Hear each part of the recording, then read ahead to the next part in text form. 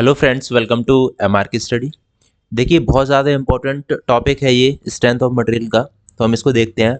ये अपना जो मैकेनिकल बूस्ट की जो सीरीज़ चल रही है उसमें मैं ये वीडियो करा रहा हूँ।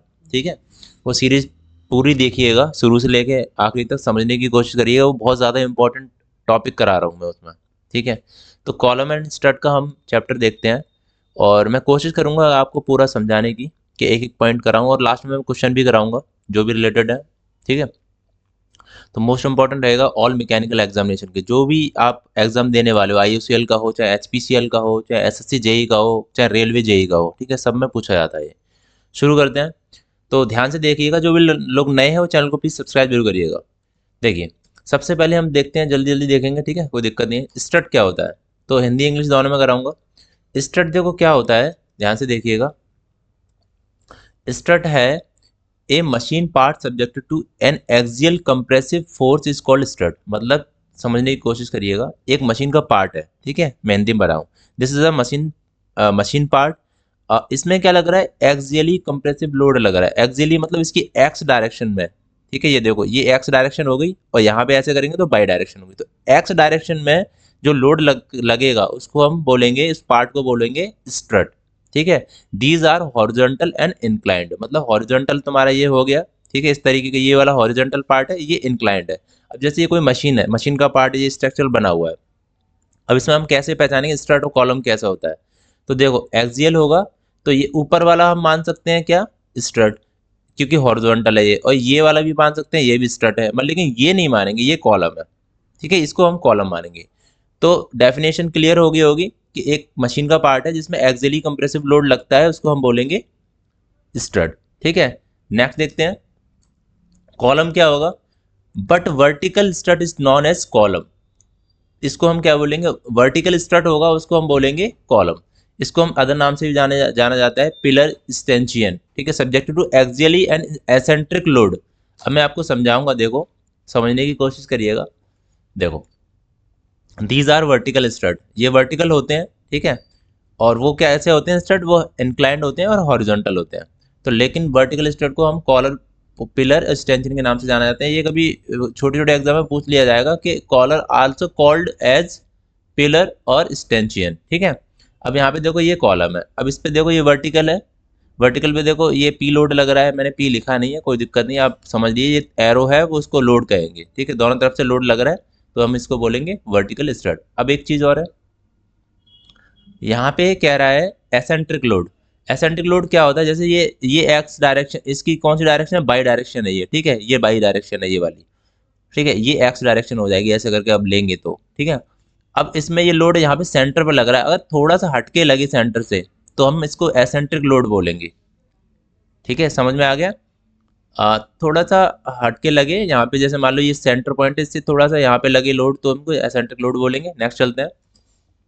कॉलम के जो एग्जाम्पल हैं वो देख लीजिए, ये पूछे जाते हैं एग्जामिनेशन में, इसको समझने की कोशिश करिएगा। पिस्टन रॉड हो गया, कनेक्टिंग रॉड हो गया, स्क्रू जैक हो गया, वाल्व पुश रॉड हो गया। ठीक है, ये हो गए आपके कॉलम के एग्जाम्पल। ठीक है, चलिए, तो यहाँ पे failure of column and strut समझने की कोशिश करिएगा। फेलर ऑफ कॉलम,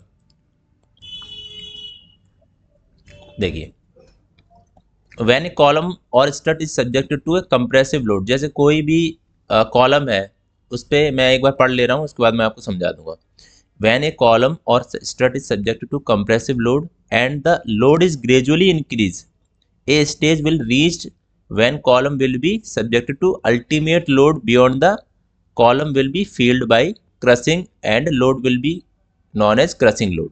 समझने की कोशिश करो, देखो ये आपका सिंपली कॉलम है, इस पर लोड लगता जा रहा है, लगता जा रहा है, और ग्रेजुअली इंक्रीज हो रहा है load. Load is gradually increase, तो क्या होगा यहाँ पे एक, उस लोड को क्या बोलेंगे, क्रसिंग। ठीक है, मतलब अब पार्ट है वो क्रस हो रहा है। ठीक है, ये देखो, ये क्रसिंग फीलर है, यहाँ पे दिखाया जा रहा है क्रसिंग फीलर। ठीक है, तो यहाँ पे हम बोलेंगे इस लोड को क्या बोलेंगे, क्रसिंग लोड। ठीक है, ये चीज क्लियर हो गई। नेक्स्ट देखते हैं।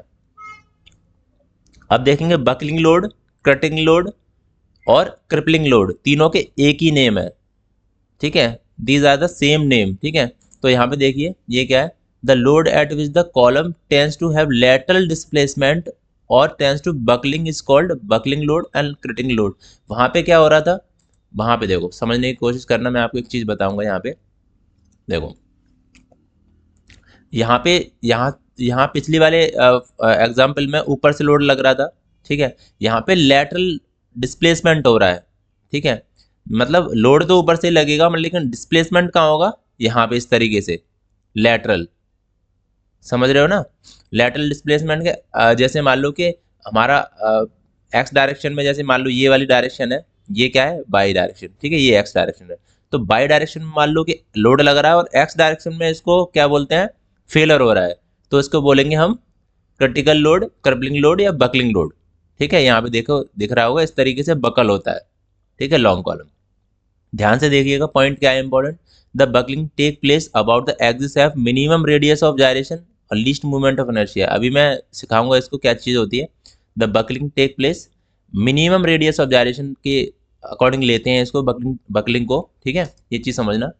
और for the long column the value of buckling load will be less than the crushing load. समझने की कोशिश करिएगा, लॉन्ग कॉलम के केस में क्या होगा, बकलिंग लोड जो होगा वो कम होगा as compare to crushing load, ठीक है। क्रशिंग लोड ज़्यादा होगा, तो हमारा जो क्रशिंग लोड पहले पड़ा था वो ज़्यादा है, बकलिंग लोड की वैल्यू कम होगी फॉर द लॉन्ग कॉलम के लिए, ठीक है। ये चीज़ यहाँ पे क्वेश्चन पूछा जाता है डायरेक्टली, वो मैंने आपको बता दिया है। यहाँ पे देखिए समझने की कोशिश करिएगा, type of and condition of the column. समझ पहले से वो समझो कि है क्या। एल क्या है, नॉर्मल लेंथ, एल ई है इफेक्टिव लेंथ। हमारे पास एक कॉलम है सिंपली, पी फोर्स लग रहा है दोनों तरफ से और एल इसकी लंबाई है, लेंथ इज एल। अब कन्वर्ट टू कैसे होगा, यहाँ पे पी, यहाँ पे जो पी फोर्स लगाते जाएंगे तो ये इस तरीके से कन्वर्ट हो जाएगा। तो अब इसकी जो मोटाई है वो बढ़ गई है, ठीक है, थिकनेस बढ़ गई, इट मीन्स एल ई हो गया, अब इफेक्टिव लेंथ हो गया ये, ठीक है, इफेक्टिव लेंथ हो गया। तो यहाँ पे क्या हो रहा है, एक तरीके का लेटरल डिस्प्लेसमेंट हो रहा है एक तरीका, तो इसको हम इफेक्टिव लेंथ बोलेंगे। अब देखो आगे चलते हैं, आगे एंड कंडीशन में समझने की कोशिश करिए, ये बहुत ज़्यादा इंपॉर्टेंट है, पूछा जाता है एग्जामिनेशन में, ठीक है, डायरेक्टली। तो मैं सीक्वेंस वाइज आपको पढ़ा रहा हूँ। देखो यहाँ पे कोई कॉलम है और बोथ द एंड हिंज और पिन, देखो यहाँ पे ये पिन लगी है, ठीक है, ये भी पिन लगी है, तो बोथ एंड होंगे वो हिंज बोलेंगे या पिन बोलेंगे, ठीक है, हिंज बोलेंगे या पिन बोलेंगे। तो यहाँ पे सबसे पहले होगी एल, और उसको इस केस में क्या हो जाएगा, एल बराबर इफेक्टिव लेंथ जो हो जाएगी वो एल ही हो जाएगी, ठीक है। तो एल बराबर एल हो जाएगी, सी बराबर वन। जो सी जो है ना वो एंड फिक्सिडिटी कॉफिशियंट है, पूछा जाता है कभी एग्जामिनेशन में, वो भी आपको याद रखना है कि व्हाट इज द सी, ठीक है, in case of Euler equation. तो C is a end fixity coefficient. Both end fix, अगर दोनों को फिक्स कर देंगे, मान लो ये भी फिक्स है एंड ये भी फिक्स एंड, ठीक है। अब इसको प्रेशर देंगे, पी फोर्स देंगे यहाँ पे, तो यहाँ पे जो एल हो जाएगी हमारी इफेक्टिव लेंथ हो जाएगी वो L/2 हो जाएगी, और सी इजकल टू 4 हो जाएगा। यहाँ पे ये भी वैल्यू ध्यान रखना, ठीक है, L इजकल टू L/2 और सी इजकल टू 4, दोनों वैल्यू याद रखनी है। वन एंड फिक्स, देखो ये वाला फिक्स कर दिया और अदर हिंज कर दिया या पिन कर दिया, पी लगाएंगे फोर्स, तो यहाँ पे एल बराबर इफेक्टिव लेंथ हो जाएगी वो L/√2 हो जाएगी, और सी इजक्वल टू 2 हो जाएगी, ठीक है। ये वैल्यू आपको याद रखनी है, ठीक है, कॉपी में लिख लेना, याद कर लेना। वन एंड फिक्स, अब देखो वन एंड फिक्स है ये वाला और अदर फ्री कर दिया, तब फोर्स लगा रहे हैं, तो एल बराबर 2L हो जाती है इस केस में, और सी इजक्वल टू हो जाता है 0.25, ठीक है। क्लियर यहाँ तक, ये बहुत इंपॉर्टेंट है, यहीं से क्वेश्चन बनता है, मैं आपको बता दूं, सीधे सीधे क्वेश्चन यहीं से बनता है, ठीक है। अब आगे देखिए, ये इंपॉर्टेंट है, सिलेंडरनेस रेशियो क्या होता है, the ratio of effective length of the column to least radius of gyration, ठीक है। यहाँ पे रेडियस ऑफ जायरेशन मैं अभी बताऊंगा आपको, के इजकल टू, ठीक है, क्या होता है अभी फॉर्मूला बताऊंगा। तो the ratio of effective length, effective length आपने समझी होगी, जब हमारी नॉर्मल लेंथ होती है, जब फोर्स लगेगा तो उसकी लेंथ चेंज हो जाएगी, कुछ ना कुछ तो चेंज होगी, उसको हम बोलेंगे इफेक्टिव लेंथ। तो effective length by radius of gyration is called slenderness ratio, इसकी यूनिट नहीं होती है, ठीक है। इंपॉर्टेंट क्वेश्चन क्या है यहाँ पे, short column and long column के लिए इंपॉर्टेंट क्वेश्चन पूछा जाता है, वो बता दूं मैं आपको। The long column whose slenderness ratio is more than 80, अगर लॉन्ग कॉलम के केस में मतलब स्लेंडरनेस रेशियो अगर मोर देन 80 है तो लॉन्ग कॉलम बोलेंगे, ठीक है। The column whose slenderness ratio is less than 80 as called short column. Slenderness ratio जो है, अभी हमने पढ़ा था स्लेंडरनेस रेशियो L/K, ठीक है। तो इसकी जो वैल्यू 80 से कम है तो उसको शॉर्ट कॉलम बोलेंगे। ये काफ़ी इंपॉर्टेंट है, एग्जामिनेशन में डायरेक्टली पूछे जाते हैं। Radius of gyration means it is the minimum radius from the centroid of the column x section. ठीक है, देखो समझने की कोशिश करना, ये क्या कर रहा है, it is the minimum radius from the centroid of the cross section x, it is denoted by the के, मेजर्ड बाय द मिलीमीटर। तो रेडियस ऑफ gyration जो होता है, आई जो होता है आपने पढ़ा होगा, मूवमेंट ऑफ इनर्शिया होता है, इजकल टू ए के स्क्वायर होता है, ये फॉर्मूला है। तो के इजकल टू यहाँ से निकालेंगे तो अंडर रूट में आई अपन ए हो जाता है। यहाँ पे इंपॉर्टेंट क्या है पॉइंट वो देखिए, यहाँ पे इंपॉर्टेंट पॉइंट ये है कि during the design of column, जब हम कॉलम की डिज़ाइन करते हैं तो मिनिमम वैल्यू ऑफ लेते हैं रेडियस ऑफ gyration की। ठीक है, minimum value radius of gyration adopted for the always take least value of movement of inertia is formula. तो आई होप यहाँ तक क्लियर हुआ होगा। यहाँ पे सबसे ज़्यादा मेन पॉइंट है वो मिनिमम रेडियस ऑफ gyration लेंगे यहाँ पे। ठीक है, चलिए आगे देखते हैं, यहाँ पे क्लियर हुआ ये पॉइंट। अब आगे देखते हैं, यूलर फॉर्मूला हमारा क्या होता है, यूलर फॉर्मूला होता है पाई स्क्वायर ई आई अपन एल स्क्वायर। बहुत ही ज़्यादा इंपॉर्टेंट है, यहाँ पे सी और लगा होता है इस जगह पे पाई के बगल में। ठीक है, उसको हम क्या बोलते हैं, कांस्टेंट एंड फिक्सिडिटी कोएफिशिएंट, जो मैंने आपकी सी की वैल्यू बताई थी, लेकिन कभी कभी सी शो नहीं कराता है यहाँ पे। ठीक है, तो अगर कभी सी का वैल्यू दे दे तो आपको समझ आना है कि सी पाई स्क्वायर ई आई अपन एल स्क्वायर है फॉर्मूले में। तो यूलर फॉर्मूला का आपको याद करना है पाई स्क्वायर ई आई अपन एल स्क्वायर। यहाँ पे ई है यंग मॉडुलस है, ए एरिया ऑफ क्रॉस सेक्शन है, के लीस्ट रेडिएशन ऑफ gyration है, एल है लेंथ ऑफ कॉलम। ठीक है, तो इंपॉर्टेंट पॉइंट क्या बनते हैं यहाँ पे, Euler formula hold good for only long column. Euler formula जो लगाते हैं वो लॉन्ग कॉलम के लिए लगाते हैं हमेशा, ये एग्जामिनेशन में पूछा जाता है। और रैंकाइन फॉर्मूला होता है वो both short and long column के लिए यूज करते हैं। ठीक है, ये चीज़ हो गई। यहाँ पे रैंकाइन फॉर्मूला ये है 1/PR 1/PC प्लस 1/PE। ठीक है, डायरेक्टली मैं इसलिए करा रहा हूँ सारी चीज़ें कि आपको क्या करना है डिफाइन करके, मतलब बहुत सारा लेंथी प्रोसेस करके पी आर कहाँ से आया, पी सी कहाँ से आया, कैसे इसको हम वो ड्राइव करेंगे, इसका कोई मतलब नहीं है, क्योंकि आपको कंपटीशन का एग्ज़ाम देना है। ठीक है, तो जितना हो सके आपको डायरेक्टली कुछ चीज़ें आपको लर्न करनी पड़ेंगी। तो 1/PR is to 1/PC plus 1/PE, मतलब पी आर रैंकाइन लोड हो गया, पी सी होगा क्रचिंग लोड, और हमने बकलिंग लोड जो हमने पढ़े हैं लोड वही है। ठीक है, तो P R equal to Rankine formula, और जो हमारा crushing load plus buckling load कर देंगे तो हमारा रैंकाइन फॉर्मूला बन जाएगा। ठीक है, और रैंकाइन फॉर्मूला हमें पता है शॉर्ट कॉलम और लॉन्ग कॉलम दोनों में यूज़ कर सकते हैं। ठीक है, ये चीज़ हो गई। इंपॉर्टेंट पॉइंट करा दे रहा हूँ आपको दो, जो ज़्यादा काफ़ी पूछे जाते हैं एग्जामिनेशन में। Gas theory failure is applicable for ductile metal. Gas theory होती है, ठीक है, मैं आपको करा दूंगा सारी चीज़ें, लेकिन ये पॉइंट है जो मुझे मिल गए थे, कॉपी में लिखे थे, तो मैंने आपको करा दे रहा हूँ साथ में। तो गैस थ्योरी जो होती है, gas theory of failure is applicable for ductile material. ठीक है, डक्टाइल मटेरियल के लिए होती है। और Rankine theory failure is applicable for brittle material. याद रखना, कैसे याद रखोगे, कुछ तरीका दिमाग में लगाना, क्योंकि भूल जाते कभी। Gas theory ductile material, Rankine theory brittle material. ठीक है, चलिए यहाँ पे and condition apply in Euler formula है, बहुत ज़्यादा इंपॉर्टेंट है ये पेज, जो मैंने अलग से लिख के आपको दिया है, तो प्लीज़ समझने की कोशिश करिएगा। ठीक है, देखो बोथ द एंड हिंज और पिन, हमने सबसे पहला तो एल बराबर एल होता है, तो हम यहाँ पे पाई square E I upon L square में हम एल बराबर एल रखेंगे तो सेम ही हो जाएगा, पाई square E I upon L square formula. ठीक है, बोथ एंड फिक्स, और बोथ एंड फिक्स होंगे तो एल बराबर एल बाई टू हो जाएगा।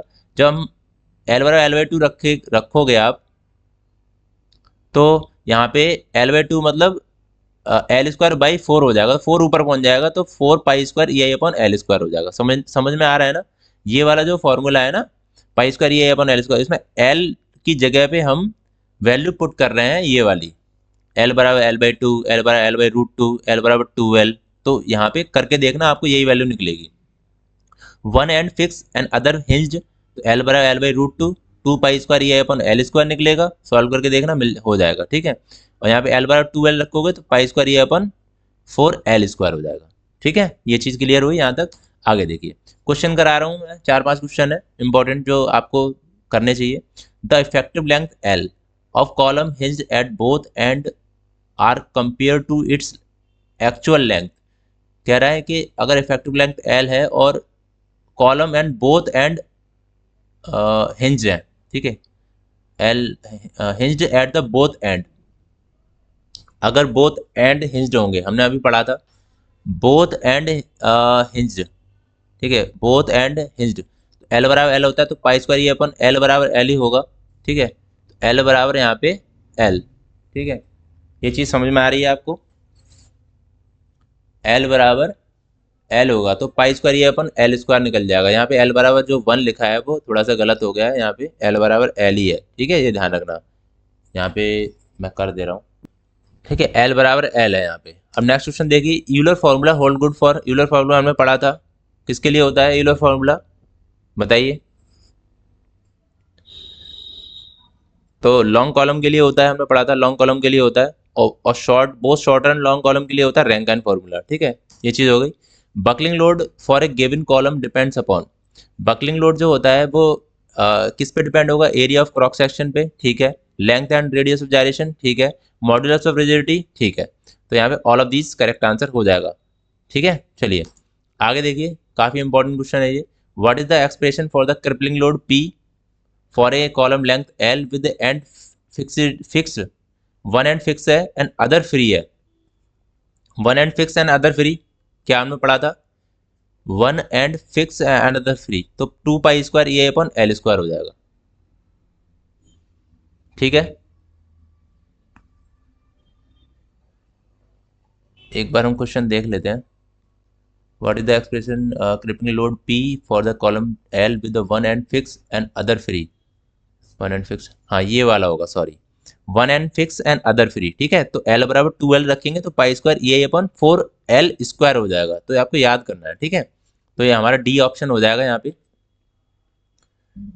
ठीक है। मैं एक बार ये लगा दूं सारे क्वेश्चन, चलो यहाँ पे हमारा डी आंसर यहाँ पे हो जाएगा, ठीक है। अब देखिए, एक column of length 8 metre, length क्या दे रखा है 8 metre with the both end fix, ठीक है, may be consider as a equivalent to a column be length, ठीक है, एल बराबर पूछ रहा है, अगर हमारा कह रहा है बोथ एंड फिक्स है, तो देखो बोथ एंड अगर फिक्स होते हैं, बोथ एंड फिक्स होता है एल बराबर L/2 होता है, ठीक है, तो हम यहाँ पे क्या है, हमारा जो दे रखा है वो एल बराबर तो हमारा दे रखा है 8, तो हमारा जो एल बराबर जो निकलेगा वो L/2 हो जाएगा, क्योंकि बोथ एंड फिक्स दे रखे हैं, तो 8/4 8/2 हो जाएगा, तो यहाँ पे 4 हमारा आंसर निकलेगा, ठीक है, तो बी हो जाएगा आंसर, ठीक है। इसको देखिए काफ़ी इंपॉर्टेंट है, देखिए कह रहा है कि स्लेंडरनेस रेशियो इस column is defined as the ratio its length to, तो कह रहा है least radius of gyration, least lateral dimension, maximum lateral dimension और मैक्सिमम रेडियस ऑफ जायरेशन, ठीक है, तो हमने पढ़ा है लीस्ट रेडियस ऑफ जायरेशन, ठीक है, लीस्ट मतलब कम होना चाहिए, समझ में आ गया, तो बहुत ज़्यादा इंपॉर्टेंट है, लीस्ट रेडियस ऑफ जायरेशन होगा, तो आई होप ये आपको समझ में आया होगा पूरा, और मैं आपको क्वेश्चन करा दूंगा, अभी मैंने सिंपली क्वेश्चन कराए हैं इससे रिलेटेड, अभी थोड़ा सा हार्ड क्वेश्चन बाकी हैं, न्यूमेरिकल बाकी हैं, तो मैं एक अलग वीडियो में कराऊंगा, वीडियो बड़ा हो जाता है तो आप लोग थोड़ा सा फोकस नहीं करते हो चीज़ों को लेके, ठीक है, तो जो लोग नए हैं वो समझने की कोशिश करें, और इसकी पीडीएफ है मेरे ऑल इन वन कोर्स में प्रोवाइड की जाती है, सारी ऑल इन वन कोर्स में ही है पीडीएफ्स जो हैं, ठीक है, तो मेरा MRK स्टडी का एप्लीकेशन है वो डाउनलोड करिएगा, और वहाँ पे ऑल इन वन कोर्स को देखिएगा, वहाँ पे IUCL SPCL की भी PDF बहुत ज़्यादा अपलोडेड करी गई है, ठीक है, जो भी प्रीवियस ईयर के क्वेश्चन है आए हुए हैं, ठीक है। वीडियो अच्छा लगा तो लाइक जरूर करिएगा, और कुछ भी टॉपिक समझ में नहीं आया तो प्लीज़ बताइएगा ज़रूर, और मैं नेक्स्ट टॉपिक क्या लेके आऊँ जो आप मुझे बताना, ठीक है, मैं उस पर वीडियो करा दूंगा नेक्स्ट सीरीज़ में। Okay, thank you for watching this video.